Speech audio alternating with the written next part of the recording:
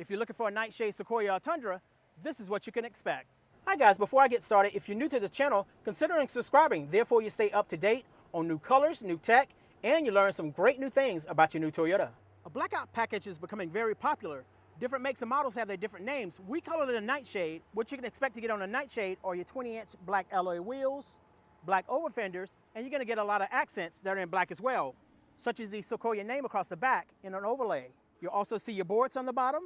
If you want to take it a step further, you can change this limited badging to an overlay, and also the Toyota logo. This is your Sequoia Limited model that comes standard with your 20-inch wheels. You're going to have a 360 camera that is standard on the Limited model, sensors across the front and the back.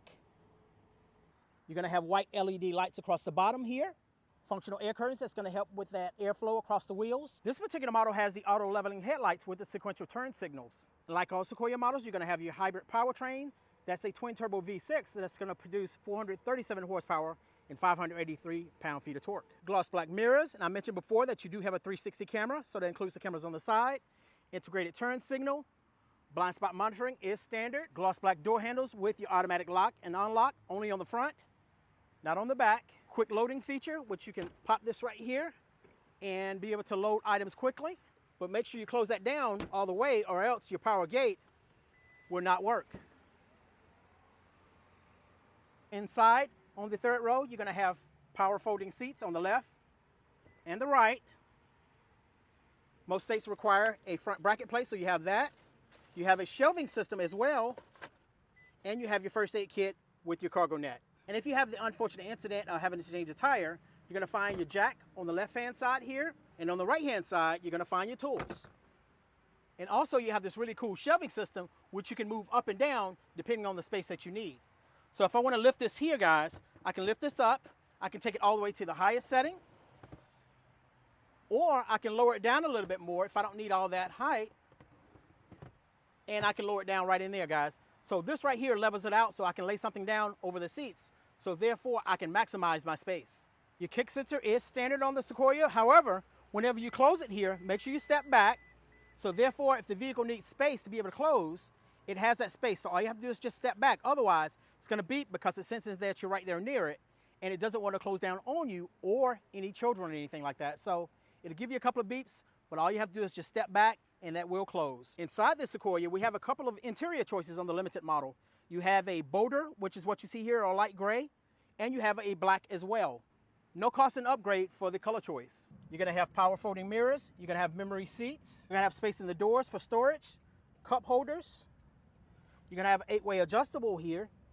And I mentioned before, this is your boulder color interior. So very luxurious interior, but you can get a black as well.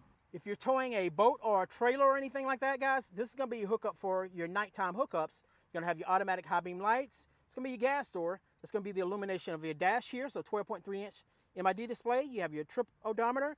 You even have your safety braking here because you do have sensors on the front and the back. You're going to have heated steering wheel that's going to heat up at 9 and 3. And then you're going to have that AC inverter in the back, which you can energize using this button here. I did mention before that you have a 12.3-inch MID display. You have your different options here, such as your lane trace assist. You have your pre-collision, your blind spot monitoring. You have your sensors on the front and the back, which I mentioned before. You have your rear cross traffic alert. So if a car or a pedestrian crosses in back of you, it's going to let you know, and you're going to see that on the display as well. By the way, guys, this is a 14-inch display that is standard on your Sequoia models. But you will see arrows going from the left to right or right to left, depending on the direction in which that vehicle or that pedestrian is coming from. So if you scroll down here, you're going to see your road sign assist. You can also customize this right-hand side here, guys. So if you want to customize that right-hand side between your EcoBoost, you can go to your pitch and roll, because if you decide to go off-road a little bit, it's going to give you a pitch and roll. You'll also have your tow gauges there, which you can change if you're going to be towing something. So that will help you out as well. Now back to the left-hand side here. So you're going to see things such as your trailer settings. So you can change that. You can add a trailer. You can add a trailer. You can add a utility. You can add a cargo, like a third wheel or anything like that, a boat or a camper. So you can customize that. You can also customize whether or not it's multi-axle or not. You can do a trailer light check, and you can go to your vehicle settings if I want to basically power off that power gate in the back. So I can power that off, or if I don't want to use that kick sensor, I can power that off individually. So on the left-hand side of the steering wheel, you're going to see your Bluetooth. You're going to see your navigation for your MID display here. You're going to see your volume control. You're also going to see your voice command here. On the right-hand side, you're going to see your lane departure, which activates at 32 miles per hour. You have your distance between you and another vehicle, so that'll be part of your adaptive cruise control, which you'll be able to activate here. You'll be able to go up 1 mile per hour at a time, down 1 mile per hour at a time, or you can cancel.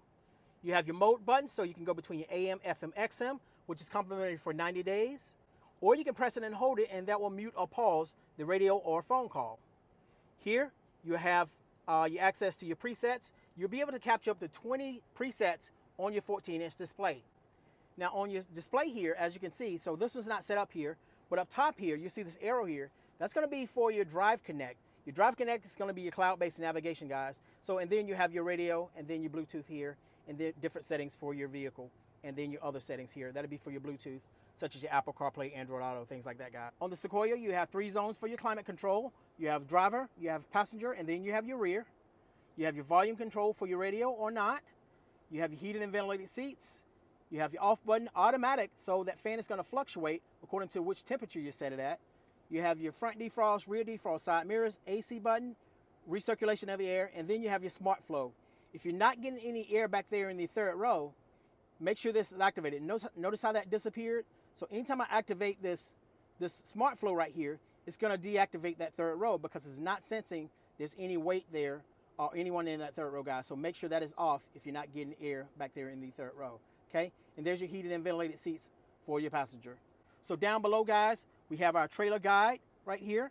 We have our 360 camera, which I can activate that. So if I'm going forward, press this button right here. So put it in drive, press this here and hit automatic. So anytime I'm below 7 miles per hour, you're going to see this display here. And if I turn it left and right, it's going to show me the projected direction of my tires.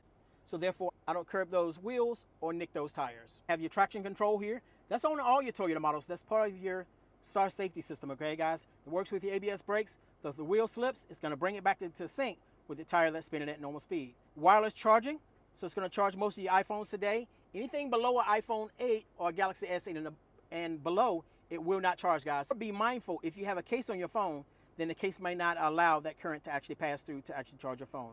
So you're going to have your brake hold here. Okay, that's going to hold your brakes in place where you can take your foot off the brakes. Have your electronic parking brakes, so that's standard. So anytime you put it in park, it's going to engage. Anytime you put it in drive, it's going to disengage, guys. So you can power that off or not. If you push it down and hold it for about 3 seconds, that's going to power it off.